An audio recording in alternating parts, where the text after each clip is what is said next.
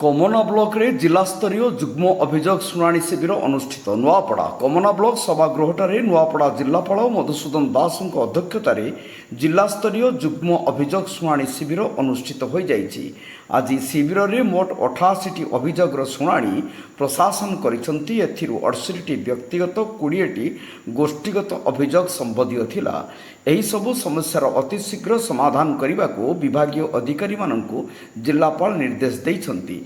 आजिर अभियोग शुणाणी शिविर में जिलापाल सहित जिला आरक्षी अध्यक्ष जी.आर. राघवेंद्र, वनखंड अधिकारी खरियार अजीज खान, जिला मुख्य उन्नयन अधिकारी लंबोधर धरुआ, उपजिलापाल जोगेन्द्र माझी, जिला मुख्य चिकित्सा अधिकारी डॉक्टर गुरुप्रसाद जेना, जिला परिषद सदस्य अवनी रंजन जोशी, ब्लॉक अध्यक्षा अनुसया कुंभार, ब्लॉक उपाध्यक्षा जयदेव प्रधान प्रमुख उपस्थित थे।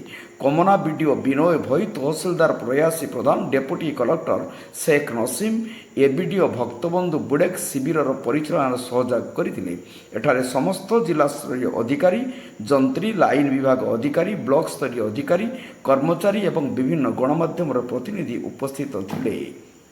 ଏହି ଅବସରରେ ଅଭିଯୋଗ ଶିବିରର ପରିସରରେ ବରିଷ୍ଠ ନାଗରିକମାନଙ୍କ ଏକ ସ୍ୱାସ୍ଥ୍ୟ ଶିବିର ମଧ୍ୟ ଆୟୋଜନ କରାଯାଇଥିଲା, ଯେଉଁଠାରେ ବିଶେଷଜ୍ଞ ରମେଶ ଚନ୍ଦ୍ର ପାଠକ, ଡକ୍ଟର ଭାବନା ନାଗପୁରୀ, ଡକ୍ଟର ଶିବାଙ୍ଗୀ ରଥ, ଡକ୍ଟର ଶୀତମ ସାହୁ, ଡକ୍ଟର ପ୍ରଶାନ୍ତ କୁମାର ଦାସ, ଦନ୍ତ ଚିକିତ୍ସକ ଦେବଦୁର୍ଲଭ ସିଂ, ଫାର୍ମାସିଷ୍ଟ ମୀନା କୁମାର ବାଗ, ଏଏନ୍ ପ୍ରମୁଖ ସୁବିଧା ସୁଯୋଗ ଦେଇଥିଲେ। ନୂଆପଡ଼ା ଜିଲ୍ଲାରୁ ପରମେଶ୍ୱର ମେହେରଙ୍କ ରିପୋର୍ଟ, ଜନତା ଏକ୍ସପ୍ରେସ।